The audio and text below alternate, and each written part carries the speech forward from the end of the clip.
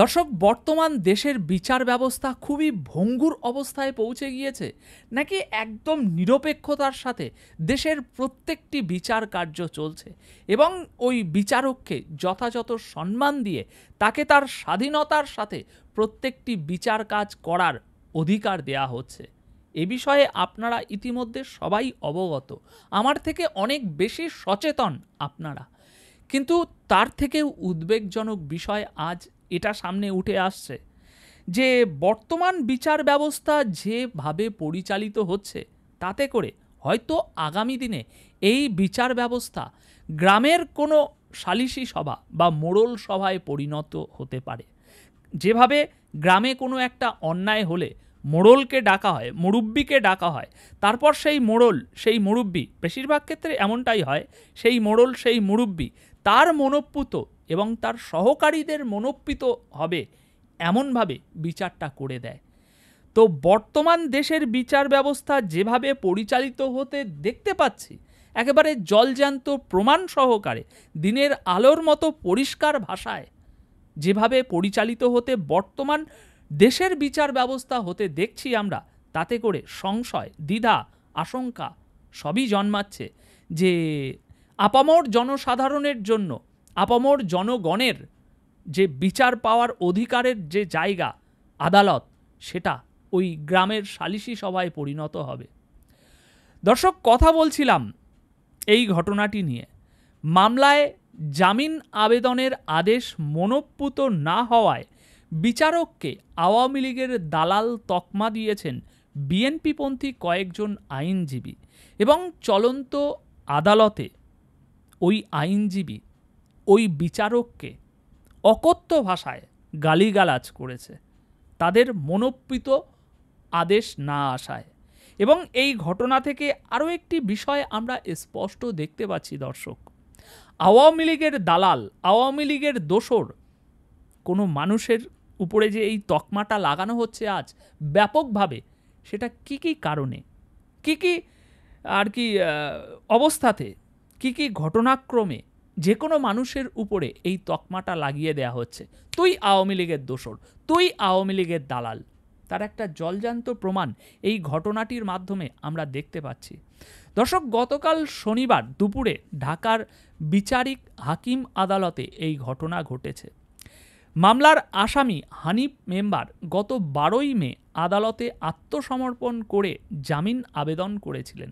বিচারক ওই আবেদন নাকচ করে তাকে কারাগারে পাঠানোর আদেশ দিয়েছিল। এবার গত বৃহস্পতিবার তার জামিন চেয়ে আবেদন করেন আইনজীবী, বিএনপিপন্থী আইনজীবী।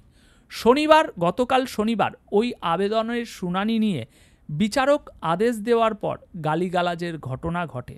আদালতের বেঞ্চ সহকারী আবদুল্লাহ আল মামুন বলছেন, হানিফ মেম্বার, মানে যিনি আসামি, হানিফ মেম্বার নামে এক আসামির জামিন শুনানির দিন ধার্য ছিল। এবার বিএনপিপন্থী কয়েকজন আইনজীবী জামিন শুনানি করছিলেন। আদালত জামিন নামঞ্জুর করে। পরে আইনজীবীরা স্যারের সাথে ক্ষুব্ধ প্রতিক্রিয়া জানান। ফ্যাসিবাদের দোসর দালাল বলেন, আদালতের কজ লিস্ট ছুঁড়ে ফেলে দেন। তো এই হচ্ছে ঘটনা। আমি বিচারক, ন্যায়সঙ্গতভাবে একজন আসামি, কি এই মানুষটা যার জামিন নামঞ্জুর করাতে একজন বিচারককে আওয়ামী লীগের দোসর বলে ওই বিচারাধীন আদালতে সকলের সামনে অকথ্য ভাষায় গালিগালাজ করা হলো, সেই আসামির বিরুদ্ধে কি কি, মানে এজাহারে তার নামে কি কি অপরাধের লিস্ট রয়েছে, সেটা এক্ষুনি আমি শোনাচ্ছি। আপনার কান দিয়ে রক্ত বার হওয়ার মতো অবস্থা হবে যে ভাই, এ দেশে কি শুরু হলো বিচার ব্যবস্থায়। কিন্তু তার আগে একটু এটা বলতে চাই যে দেখুন, আওয়ামী লীগের দোসর, আওয়ামী লীগের যে স্বৈরাচারের দোসর, আওয়ামী লীগের দালাল, এই যে তকমাটা দেয়া হয় আজ, এই তকমাটা যে কোনো মানুষকে দেয়া হতে পারে। বর্তমান ক্ষমতার অপব্যবহারকারী মানুষদের বিরুদ্ধে আপনি যদি যান, তাদের বিরুদ্ধে যদি আপনি মত প্রকাশ করেন, তাহলে আপনি আওয়ামী লীগের দোসর, আপনি আওয়ামী লীগের দালাল। এবার আপনাদেরকে শোনাই যে এই যে এজাহার ছিল, যে আসামিকে নিয়ে এই ঘটনা, এত ঘটনা, একজন সাধারণ বিচারককে আওয়ামী লীগের দালাল বানিয়ে দেওয়া হলো, একজন বিচারককে সামান্য একজন আইনজীবী অকথ্য ভাষায় গালিগালাজ করলো, সেই আসামির বিরুদ্ধে অ্যাকচুয়াল এজাহারে পুলিশ কি লিখেছে। এবং আরও একটি গুরুত্বপূর্ণ বিষয় এখানে খেয়াল রাখবেন, আসামিকে কিন্তু ধরে নিয়ে আসা হয়নি, আসামি নিজে থেকে এসেই আত্মসমর্পণ করেছেন। এজাহারে বলা হচ্ছে আসামিরা, একজন নয়, আসামিরা গত 5ই মে ফজলুল হকের বাড়িতে গিয়ে ভাঙচুর চালায়, তার কেয়ারটেকারকে হত্যার উদ্দেশ্যে হাত পা বাঁধে। তখন ফজলুল হকের স্ত্রী এগিয়ে এলে আসামিরা যৌন নিপীড়ন করে। বাদী মামলায় বলেছেন আসামিরা তার বাড়ির দেওয়াল ভাঙার পাশাপাশি জিনিসপত্র লুটপাট করে নিয়ে যায়, তাতে 10 থেকে 11 লাখ টাকার ক্ষয়ক্ষতি হয়েছে। এছাড়াও আসামিরা 1 কোটি টাকা চাঁদা দাবি করে বলেও এজাহারে অভিযোগ করা হয়েছে। মামলার বাদী ফজলুল হক বলছেন হানিফ মেম্বার লোকজন নিয়ে জমি দখল করত, সে নৌকা বাইত, বৃষ্টি নামলে ঘরে থাকতে পারত না, ভিজে যেত। এখন সে কয়েক হাজার কোটি টাকার মালিক, বহু মানুষের জমি দখল করেছে, জালিয়াতি করে মসজিদের জমিও রেজিস্ট্রি করে বিক্রি করেছে, এক পাগলের 24% জমি জাল করে বিক্রি করেছে। বাদী ফজলুল বলেন আমার 2টা প্লট, একটা প্লট জেসমিন নামের একজনের কাছে বিক্রি করেছি, আর একটিতে আমি আছি। জেসমিন ধানমন্ডিতে থাকে, তার বাড়িঘর ভাঙচুর করে সব কিছু লুটপাট করে নিয়ে যায়, আমার জমি দখলের চেষ্টা করে, কেয়ারটেকারকে মারধর করে, আমার স্ত্রীর শ্লীলতাহানি করে, আমি মামলা করেছি। হানিফ জেল থেকে মামলা তুলে নিতে হুমকি দিচ্ছে, আগে একদিন কোর্টে গিয়ে জামিনের বিরোধিতা করি, উকিলরাও হুমকি দিচ্ছে, দাঁড়াইতে পারিনি।